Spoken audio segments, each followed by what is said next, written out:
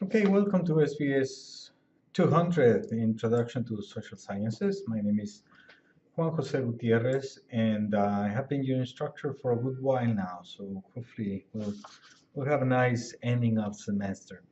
Today, I'm going to be talking about the economy, which is our subject for this week.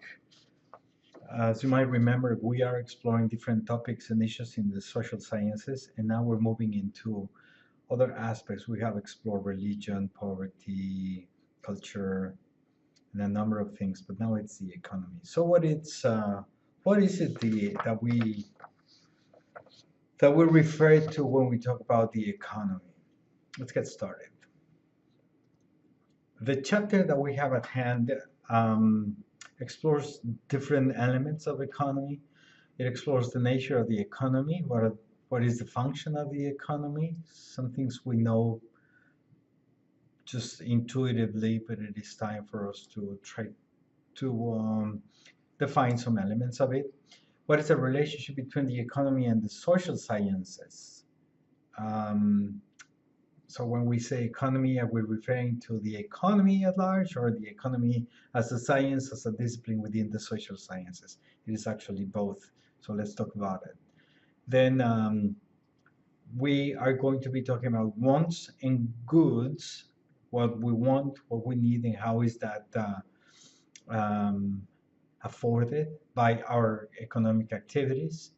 And then we're going to be also exploring the economic aspects of culture. We've talked about culture, but now we're going to explore the economic aspects of it. And then we will, for a moment, contemplate what is the great economic problem as economists would propose to us. What is the great economic problem? Then we shall explore the evolution of economic systems. And we're basically going to be exploring European economy, which is what most theorists of the 19th century were concerned with. And this book, in a somewhat a critical manner, just brings to us as if that was the only way. But we're a Western nation, so we shall explore feudalism and mercantilism and the market economy as the trajectory of the economic system of Europe that I would admit later on expanded to the rest of the world. But there are other economic systems in place that you might not be aware of, but as an anthropologist, I will bring to your attention. We will then explore planned and unplanned economies, which has been the big discussion of the 20th century, mostly socialism versus market economy. Then we will talk a little bit about supply and demand, which is what any economic system has as its basic reality. Doesn't matter what the economic system is, will have to be demand of something and then the supply or the absence of the supply or a deficient supply to cover that demand. And then we will talk about other modern economies and what seems to be the prevailing world system today, which is a somewhat pragmatic, not only free market economy or not only planned economy, but a pragmatic market economy, which I will try to explain to you to the best of my abilities. And so that's what the chapter brings to your attention. All right. So let's start with this idea of the nature of the economy. Um, what is the economy? I should say that economy comes from a Greek word that is called oikos, which means home, my home, and nomos, which is the rule of my home. That's the meaning of the word economy on its original definition. It's a Greek word. So the rules of the house. That is how to man your house, how to make, by that they meant how to make the needs of those who lives in your house to be addressed. That's the meaning of the word economy. The economy has a series of functions that we will explore in a second. And of course, the economy has been explored by the social sciences, and that's part of what we're doing this. Okay, let's talk about the functions of the economy. Any economic system defines the kinds of goods that are not woods, but goods that are necessary for that society to be happy, to be whole, to function, to remain, to reproduce. So, what are the kinds of goods that we need? Not only the kinds, but also the amount. We don't want to do too many because it'll go to waste, and then it will result in an inefficiency. We don't need to work that much. We just need to work this much for us to be able to cover our needs. So an economy also determines the amount of goods. Then an economy should also explore the resources that need to be allocated for that production to happen and how to get those resources. Then an economic system also determines the division of the goods that result from that activity among those that live in that society and that are entitled to enjoy those goods. So, regardless of what economic system you're talking about, those are the fundamental functions of an economy. This, of course, will become a question in your quiz, in your final quiz, final and partial quiz. Okay, so what is the relationship between economics and social sciences? Well, social sciences and social scientists explore the wants and the needs of any given society and ponder what is the ultimate goal of an economy. To say this in plain English, if I may, when the Greeks were philosophizing about the aim of existence, they wondered what is the reason why we're here in this planet and what's the nature of being human. And some of them, Aristotle, one of them, figured that it was very simple to be happy. So everything we do in our lives, the reason why you're watching this video, the reason why you go to the university, the reason why you pay taxes, the reason why you walk in towards your work when you're working, all those activities of economic nature, why do we do that? Because we want to be happy. So that's what Aristotle sort of determined. That was the reason. But that's not always been the case. Marx, for example, had a different idea. He figured that our basic fundamental nature called for production of things. Humans are about doing things. He had a Greek word for it too. He used the expression homo faber. Faber, it's a word that is close to factory, fábrica in Spanish, faber, to do things.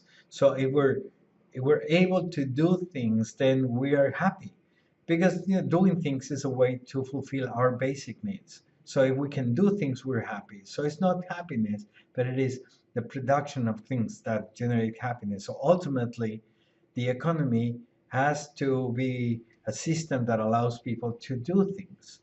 When we are dispossessed from our ability to do things, we are then alienated. Another very famous word used by Marx when he was writing his main economic theory. So alienation means that you are not allowed to be yourself, to produce, to create. And he thought we were living in a world where humans were being alienated because the factories and the mindless production of things would make of humans puppets, and that was alienating. That was robbing the nature of people. So, as you can see, economists have been thinking for a good while what's our human nature basically about, and to what extent the system of production and consumption that we live in is in favor or against that human nature.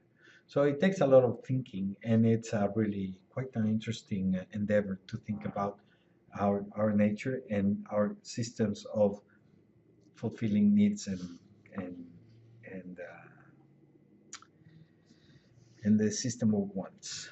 Okay. Um, so part of what social scientists would do is to define what are the needs and what are the wants, and how to best fill those things.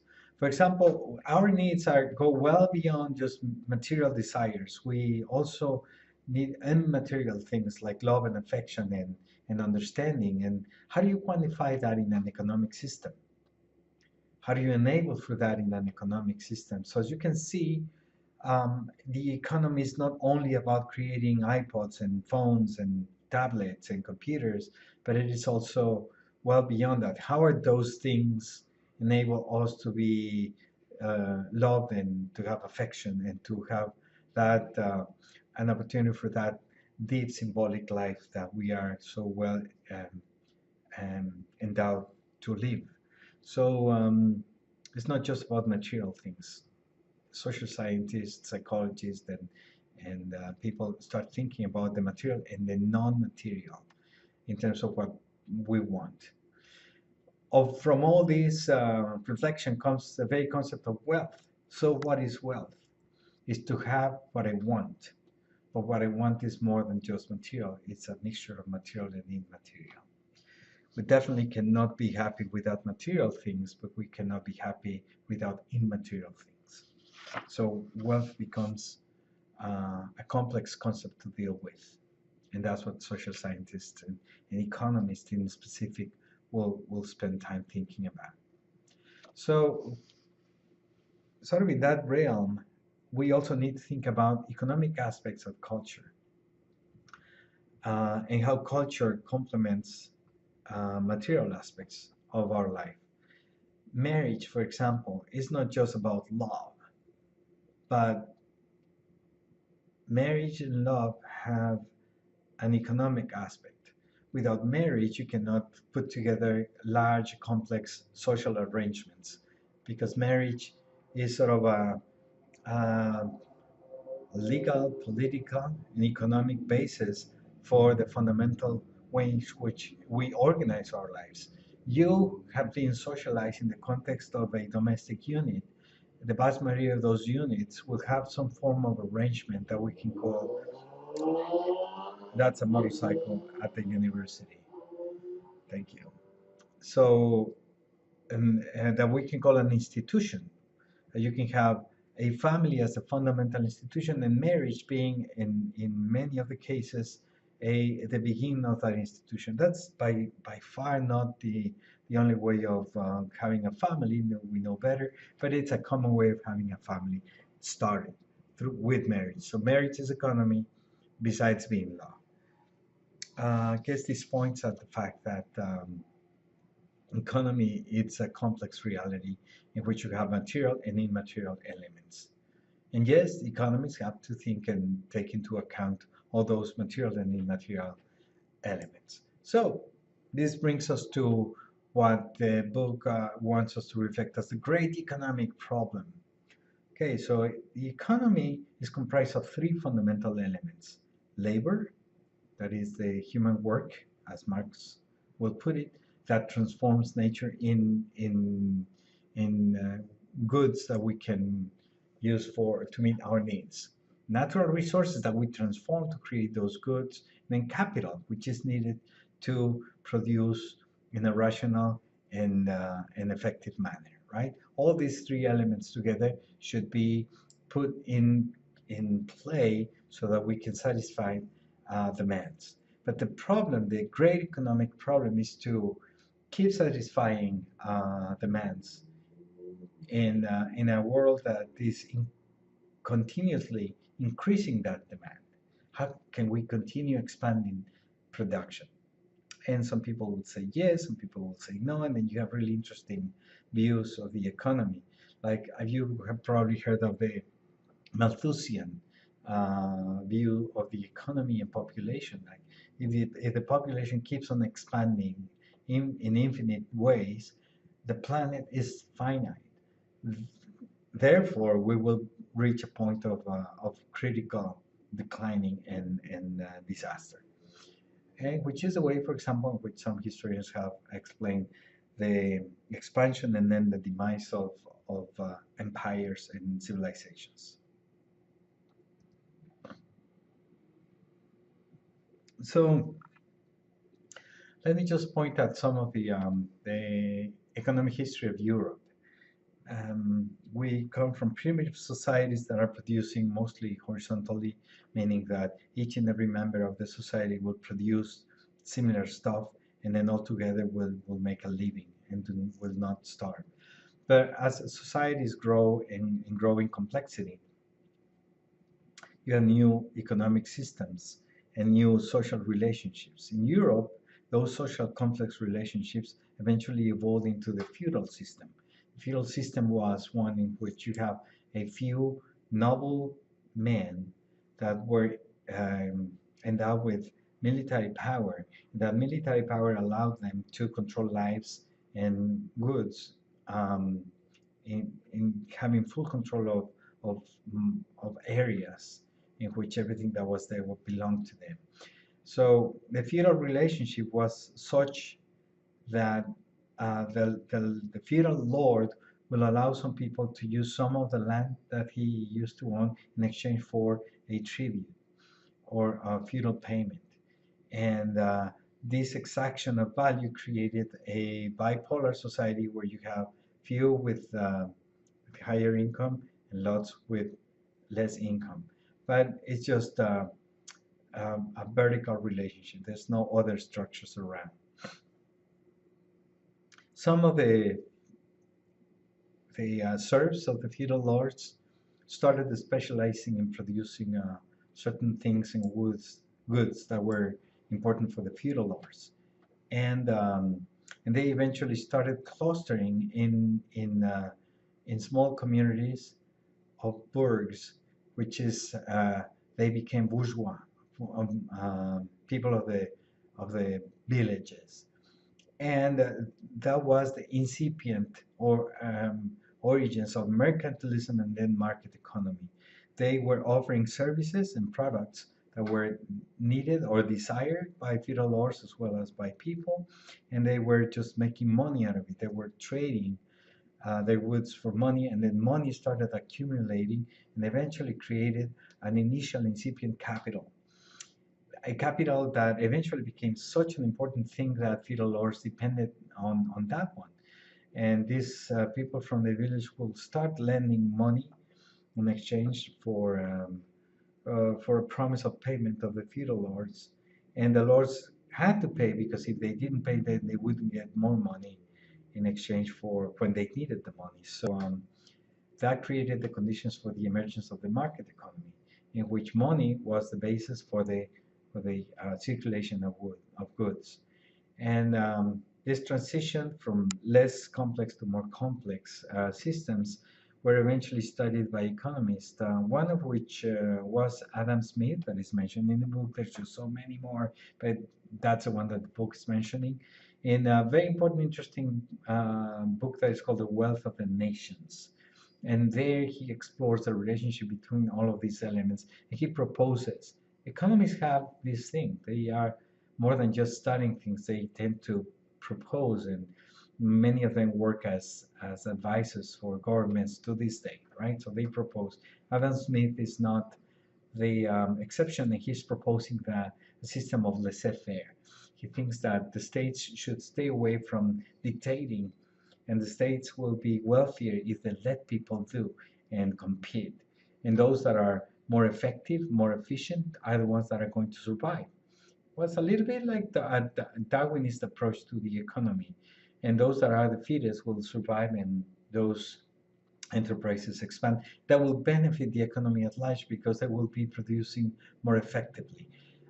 Bottom line is that economists see rationality as the best equation between the effort to produce and production. And that's rationality. Less effort, more profit.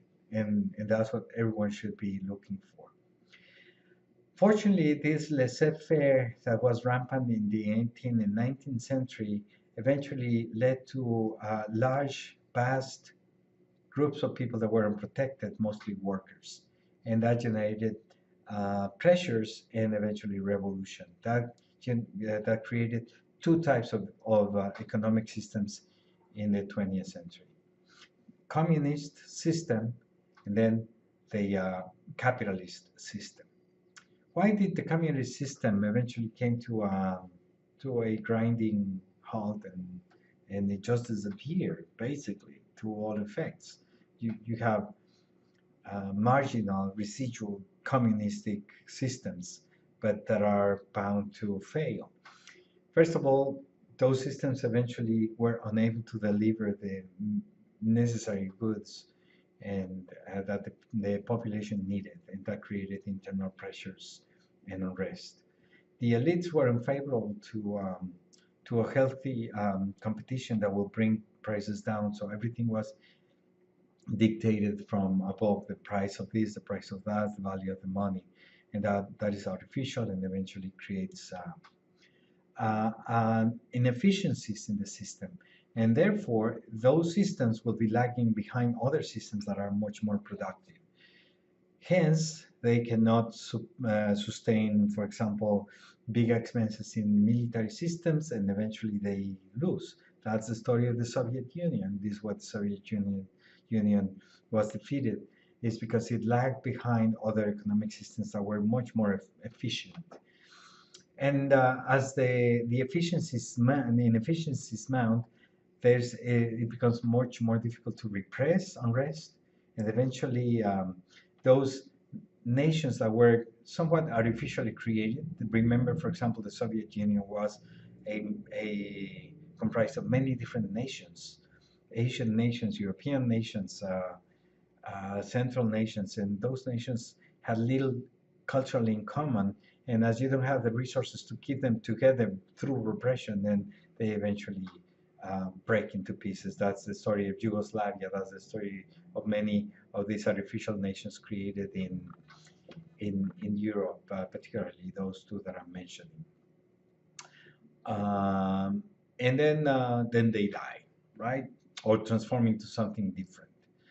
But not so fast, my capitalist friends, because capitalism has also a series of really difficult internal contradictions that will eventually bring the system to its collapsing. The world is finite, so you cannot expand production eternally, and your resources are depleted, and your coal is wasted, and your oil eventually will come to an end, and that creates cyclical internal crisis.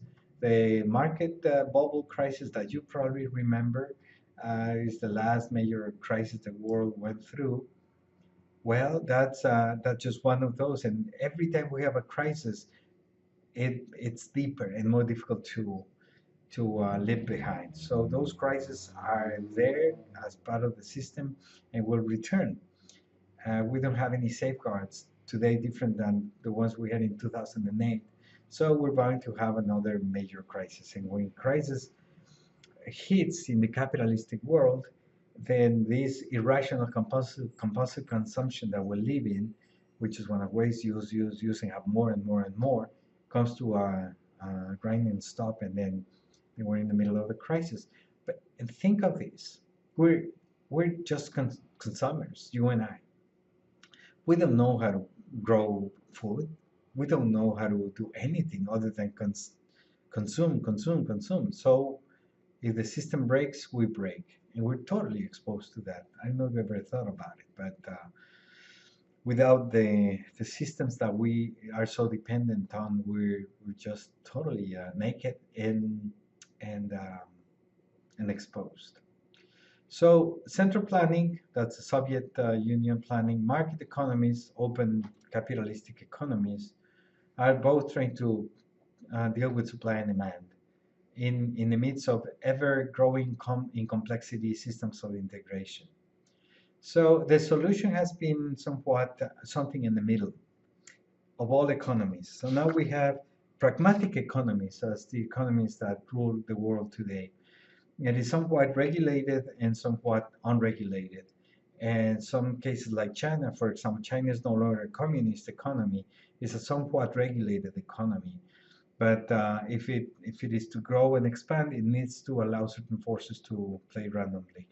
And in the US, we're no longer totally laissez-faire. So no rules, no regulations. There's lots of rules, lots of regulations, For example, we don't admit monopoly because monopolies tend to stifle competition, and that is bad for production and whatnot.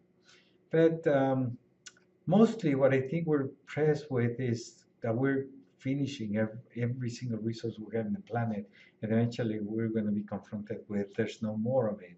And so what do we do now? So food for thought.